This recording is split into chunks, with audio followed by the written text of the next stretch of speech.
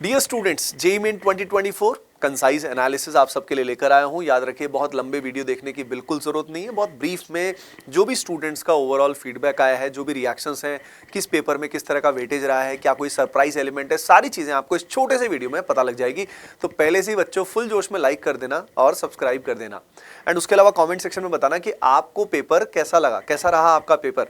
तो डियर एटीपीएंस, देखिए सबसे पहले आगे बढ़ने से पहले एक इन्फॉर्मेशन आप सभी को दे देता हूं बच्चों। कल यानी 29 जनवरी को, सॉरी कल नहीं परसों, 29 जनवरी को आप सभी के लिए हम लेकर आ रहे हैं 45 day crash course exclusively for JEE Mains second attempt. तो ये आपकी परफॉर्मेंस को इंप्रूव करने के लिए आप सभी जानते हैं, तो इसका हिस्सा आप जरूर बनिए। सारी डिटेल 29 को रात को आएंगी 8 बजे। अब बच्चों, मैं ओवरऑल एनालिसिस आप सबके साथ शेयर करता हूं। सबसे पहले हम ओवरऑल डिफिकल्टी लेवल की बात करते हैं। तो बच्चों देखो, overall difficulty level overall moderate बताया गया है। देखो, ये बहुत कॉमन चीज बोल दी जाती है, बहुत बार बच्चे इजी इजी बोलते हैं, लेकिन जब चेक करते हैं ना तो उसके बाद पता लगता है कि कितना आसान था। ठीक है, जब आंसर चेक करते हैं तो इस अभी ओवरऑल मॉडरेट पेपर कैटेगरी का था।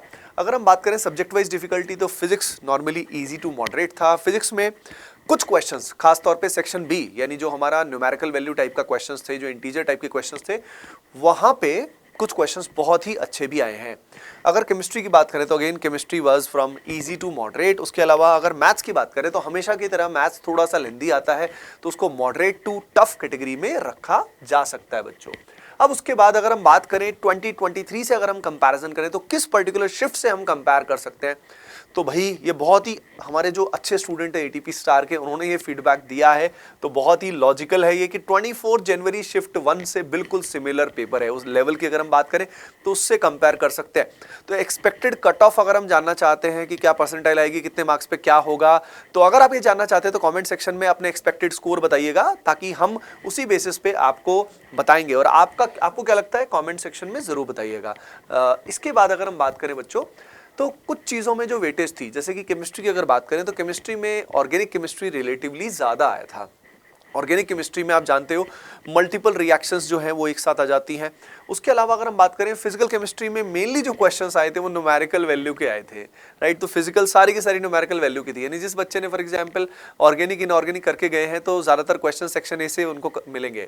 उसके अलावा इनऑर्गेनिक केमिस्ट्री में केमिकल बॉन्डिंग से भी क्वेश्चन है, पीरियोडिक से भी क्वेश्चन है, यानी वेटेज ओवरऑल यूनिफॉर्म है। ज़्यादातर चैप्टर्स को कवर किया गया है, फिजिक्स में भी, केमिस्ट्री में भी और मैथमेटिक्स में ज़्यादातर चैप्टर्स को कवर करने की कोशिश की गई है। अब एक बात मैं आप सभी को बता देता हूँ, कोई चैप्टर फॉर एग्जांपल अगर यहाँ नहीं आया तो इसका मतलब ये नहीं है कि वो चैप्टर हमारा अगली शिफ्ट में भी नहीं आएगा। It's not necessary. तो ये जो एनालिसिस है, जरूरी नहीं कि आपके पेपर को भी ये बताए कि ऐसा ही होगा, कोई गारंटी नहीं होती। ठीक है, इस बात का ध्यान रखिएगा।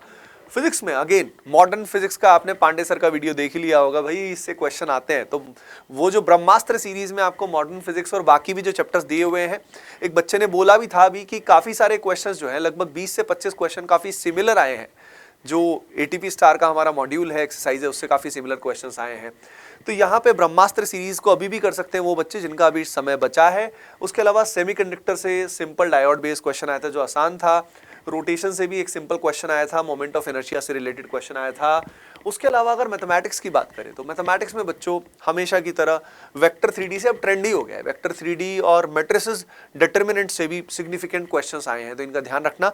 ऑब्वियसली उसके अलावा कोनिक सेक्शन मतलब कोऑर्डिनेट ज्योमेट्री से क्वेश्चंस आए हैं, कैलकुलस से क्वेश्चन आए हैं, और डेफिनेट इंटीग्रेशन से खास तौर पे कई सारे क्वेश्चंस अपने आए हैं।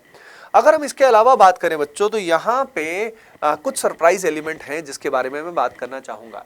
देखिए, मैथमेटिक्स में ऐसा कोई खास सरप्राइज नहीं है। मैथमेटिक्स में वही वेटेज हमेशा से ही ज्यादा होती है, तो वो सरप्राइज नहीं है। हमेशा ही वेक्टर 3D और इससे क्वेश्चन आजकल ज्यादा ही आ रहे हैं, पिछले काफी समय से ज्यादा आ रहे हैं। फिजिक्स में और केमिस्ट्री में कुछ सरप्राइजेस हैं। अगर फिजिक्स की बात करें बच्चों, तो यहाँ पे मीटर ब्रिज जो है उससे क्वेश्चन आया है। पोटेंशियोमीटर जैसा कॉन्सेप्ट उसके अंदर लगता है, और पोटेंशियोमीटर वैसे सिलेबस में नहीं है, हटाया गया है, पर उस जैसे कॉन्सेप्ट पे ये क्वेश्चन आया है। सेक्शन बी फिजिक्स में ठीक ठाक आया था, डिसेंट आया था, जिसमें क्वेश्चन था जिसमें टेंशन, रिंग का टेंशन निकालना है, जिसमें पोलैरिटी जो चार्ज की है इनसाइड आउटसाइड पे वो डिफरेंट है। तो ये काफी डिफरेंट टाइप का क्वेश्चन भी आया था। तो ऐसा नहीं कि बिल्कुल ही ईजी बोल रहे, सारे क्वेश्चन ईजी नहीं है। उसके अलावा केमिस्ट्री में अगर बात करें तो एक क्वेश्चन ऐसा था जिसमें एस ब्लॉक की जो रिएक्शन है, रिएक्शन का यूज किया गया था, मतलब समझ रहे हो ना आप सभी। उसके अलावा एजर्शन रीजन के जो मेजॉरिटी क्वेश्चंस आए थे वो हमारे केमिस्ट्री में आए थे। अगर आपको मैथमेटिक्स में कोई सरप्राइज लगता है तो कमेंट सेक्शन में जरूर बताइए। ओके बच्चों, तो बस और टाइम आपका बिल्कुल नहीं लूंगा मैं। और बच्चों बाकी मैंने आपको बता ही दिया, 29 जनवरी को आरबीसी एक्सक्लूसिव आ रहा है for JEE Mains second attempt. तो फुल जोश में बच्चों लाइक कर दो अपने ड्रीम कॉलेज के लिए एंड कमेंट सेक्शन में बताइए आपका पेपर कैसा गया। अगला एनालिसिस ऐसे ही लिमिटेड समय में लेकर आऊंगा। बाय बाय, टेक केयर बच्चों एंड कीप डूइंग वेल।